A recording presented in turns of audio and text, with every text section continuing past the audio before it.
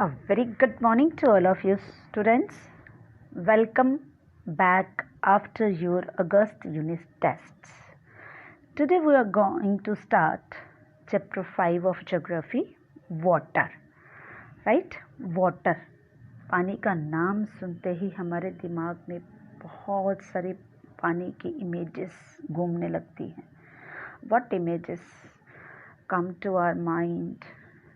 Rivers, waterfalls, tip raindrops, and water in your taps which you are using in your home. बहुत सारे images, समुंदर, सी, बहुत सारा पानी का नाम सुनते ही ये सारी चीज़ें हमारे दिमाग में आने लग जाती हैं, है ना.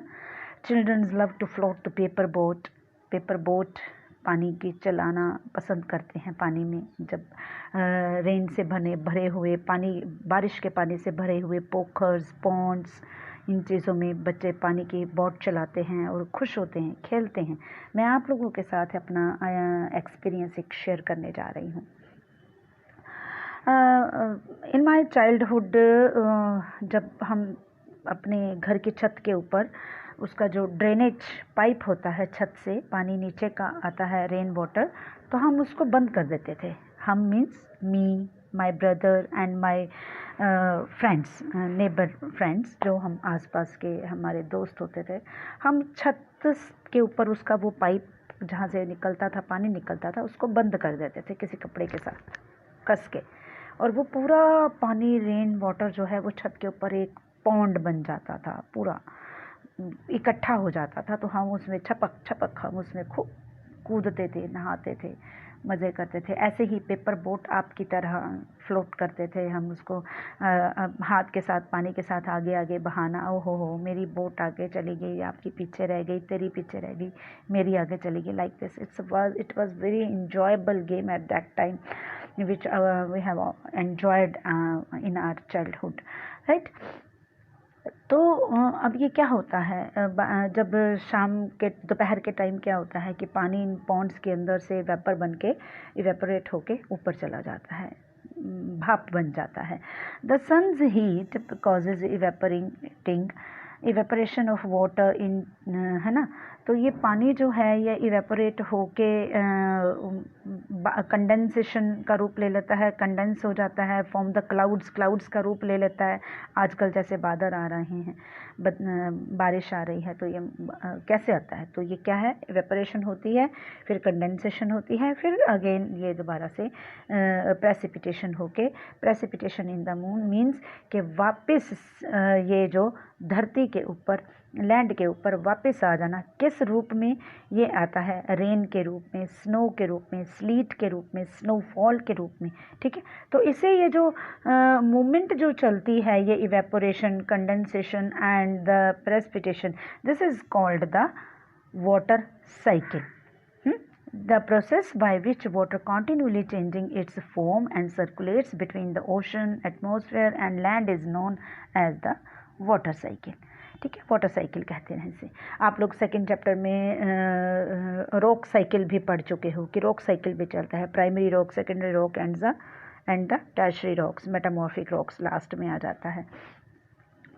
तो our earth is like a terrarium in the means के एक ऐसी जगह, it is an artificial enclosure for keeping small house of plants. धरती हमारी जो है वो छोटे छोटे प्लांट्स, जीव जंतु, पेड़ पौधे, इनको पालने की, यानी इनकी परवरिश करने के का जो एक प्लेस होता है, वो चीज़ है. It's a terrarium. आप ये देखो, एक मॉडल आपके रूप में यहाँ पे आपको शो कर रही हूँ मैं. ये एक कांच का, ग्लास का जार है जिसके अंदर टेरेरियम बनाया हुआ है. बच्चे बना सकते हैं, ये एक एक्टिविटी है कि इसमें छोटे छोटे प्लांट्स रख दो, छोटे छोटे फिशेस रख दो, तो ये अंदर, इसके अंदर फिशेस का दाना डालते चले जाओ तो वो पलती हैं और प्लांट्स बड़े होते चले जाते हैं. ठीक है, like this terrarium. The same water that existed century ago still exists today. ये पानी जो है एग्जिस्ट हो रहा है पिछली कई सेंचुरी से, सदियों से. The water used to irrigate in field in Haryana में जो पानी अब इरीगेशन के लिए यूज़ किया जाता है, तो वो मे बी आज से कई 100 साल पहले जो है वो अमेज़न रिवर में बह रहा हो, आज यहाँ हम इसको यूज़ करते हैं। तो ये कॉन्टीन्यूटी है, ये चलता रहता है ये circle. The major sources of fresh water are the rivers, ponds, springs and the glaciers. अब यहाँ पे क्वेश्चन आता है जो मेन सोर्सेज हैं, major sources of fresh water are the rivers, pond, springs and the glaciers. ये fresh water के sources हैं। The ocean bodies and the sea contain salty water. और जो ओशन बॉडीज़ हैं, समुद्र है, उसमें क्या है, सॉल्टी वाटर है। लेकिन हम पी तो नहीं सकते ना, पानी तो बहुत सारा है लेकिन हम उसको यूज़ नहीं कर सकते। लेकिन उससे नमक तो बन सकता है, सॉल्ट तो बन सकता है, लेकिन हम उसको as a fresh water, as a drinking water, as our use, हमारा होम यूज़ हम उसको नहीं कर सकते। ठीक है। The water of the ocean is salty और saline as contains a large amount of dissolved water in it.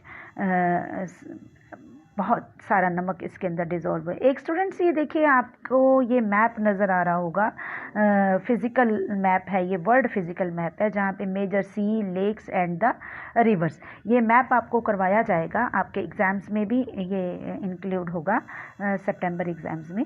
तो आप इसको एक बार अपनी बुक खोल के अच्छे से देख लीजिएगा। ये हमारे जो वर्ल्ड के मेजर सीज़ हैं, लेक्स हैं एंड द रिवर्स हैं, ये उनके बारे में है, मैं आपको समझा दूँगी।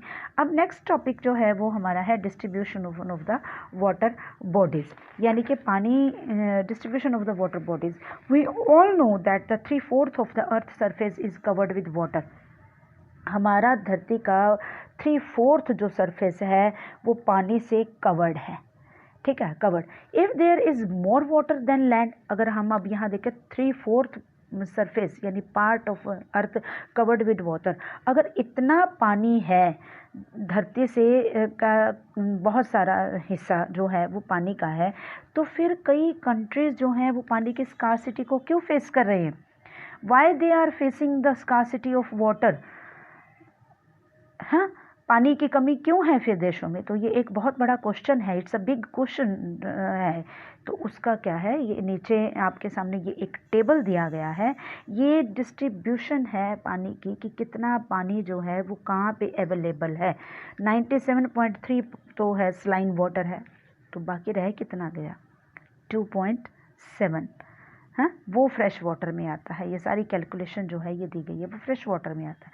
तो फ्रेश वाटर यानी कि हमारे पास सिर्फ 2.7% जो वाटर है वो ये लेक्स हैं, इनलैंड्स हैं, एटमॉस्फेयर है, रिवर्स है, ग्राउंड वाटर है, वटएवर, जो हम फ्रेश वाटर को मान के चलते हैं। ठीक है। Water distribution can be demonstrated by a simple activity. तो ये एक सिंपल एक्टिविटी है, आगे नीचे देखिए।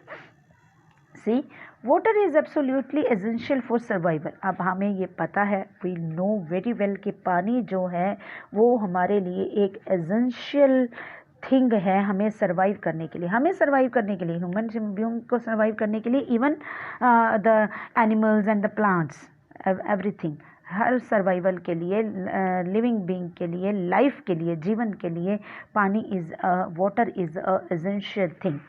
Water alone can quench our thirst when we feel thirsty. पानी ही एक ऐसा सोर्स है बेटा जो हमारी प्यास को बुझा सकता है। हम जितनी मर्जी बाकी चीज़ें, अलग अलग तरह के शेक्स, अलग अलग तरह के ड्रिंक्स, कोल्ड ड्रिंक्स, व्हाटएवर हमें मम्मा दे दें, हम बाज़ार से पी लें, लेकिन वो कहते हैं ना कि पानी की कमी तो पानी ही पूरी कर सकता है? आपने मूवी देखी होगी जब वी मेट, करीना कपूर का डायलॉग याद आ रहा है मुझे कि पानी की कमी तो पानी ही पूरी कर सकता है, कोई और चीज़ उसको पूरी नहीं कर सकता, है ना? हाँ, हंस रहे होंगे कि मैम ये क्या कह रही हैं, whatever. Now don't you think we are wasting a precious resource when we use water carelessly?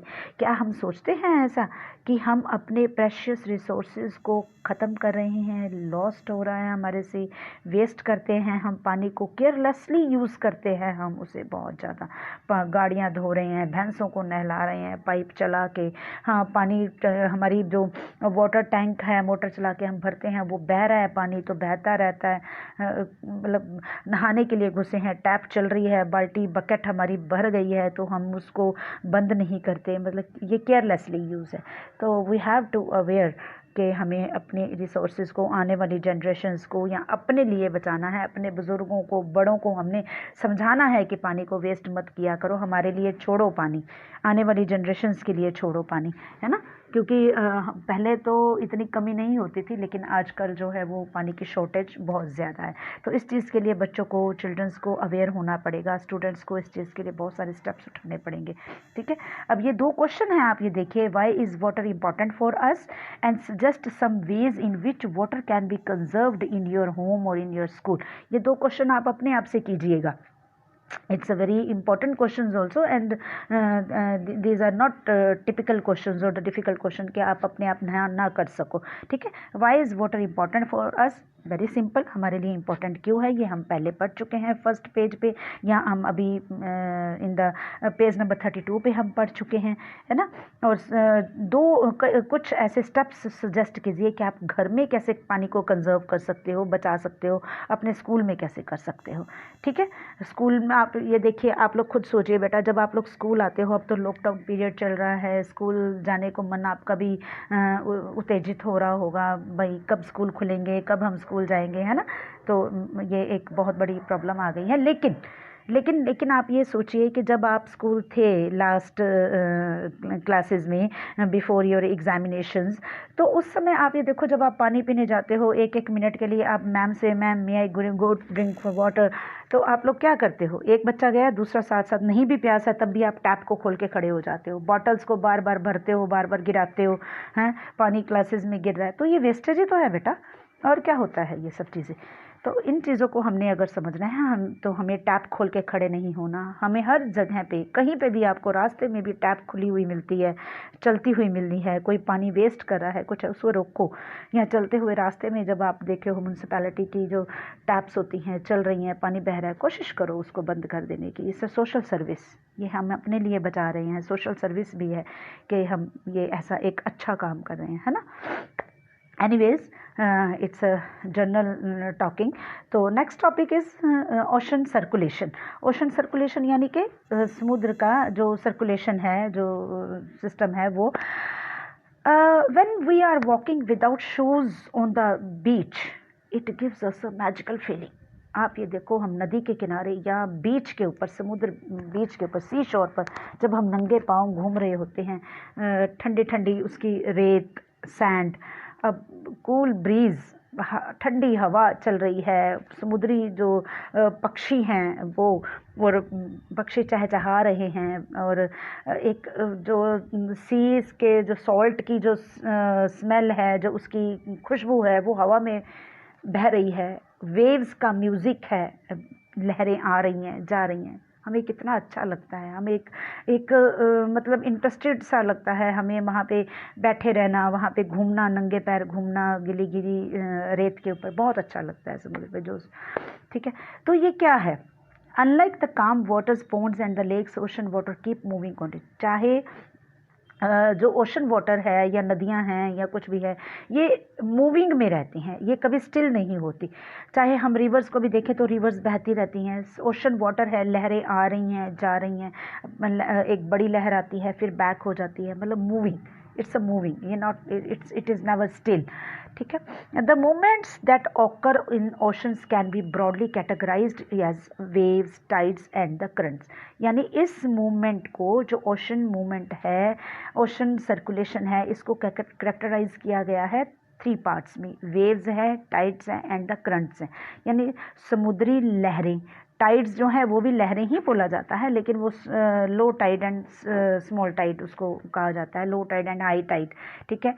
और एक है करंट्स, ओशन करंट्स, ये हम नेक्स्ट वीडियो में पढ़ेंगे। तो अभी आप यहाँ तक स्टडी कीजिए। Thank you very much.